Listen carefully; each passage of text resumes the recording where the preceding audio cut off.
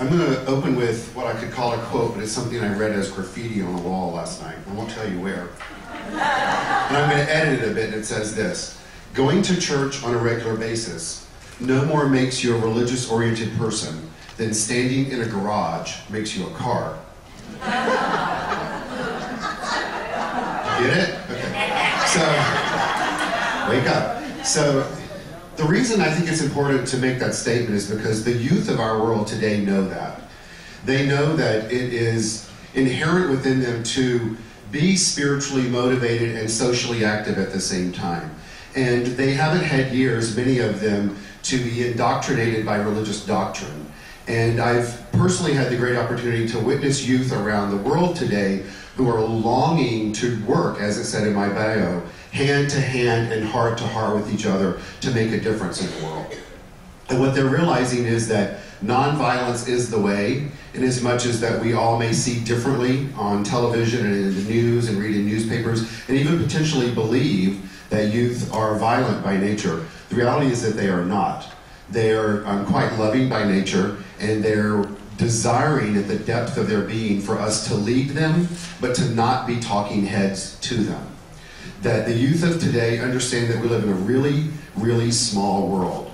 And in as much as many of us may know that by means of technology, I believe it's at their cellular level that they understand that we are one on this planet.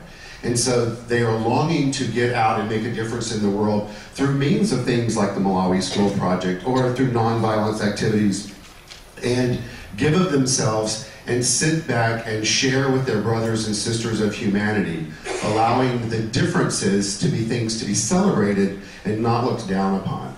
And we've stood on work sites in Malawi with people that believe radically differently from the way that we do in New Thought, but yet we are able to transcend that by transcending languages, we transcend beliefs, we transcend social conditions by working with a defined goal in mind, which is to build a school, in this case, with the ultimate goal for us to not only learn from them, both culturally and socially, as well as just to learn about a new culture in the world, but to end up providing an environment where the people of these particular villages are empowered to think differently.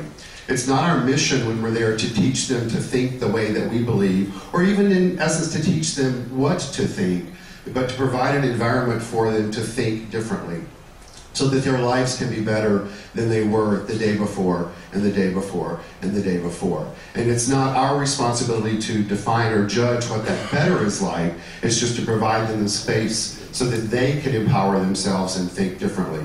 The mission statement of the International Centers for Spiritual Living is to awaken humanity to its spiritual magnificence. Youth are ready to do that. And so I invite all of you, when you go back to your communities, to your centers, to your temples, to your mosques, to sit back and listen to the youth. Listen to what they have to say, ask them what they want to do, and then empower them through their own self-leadership to do that.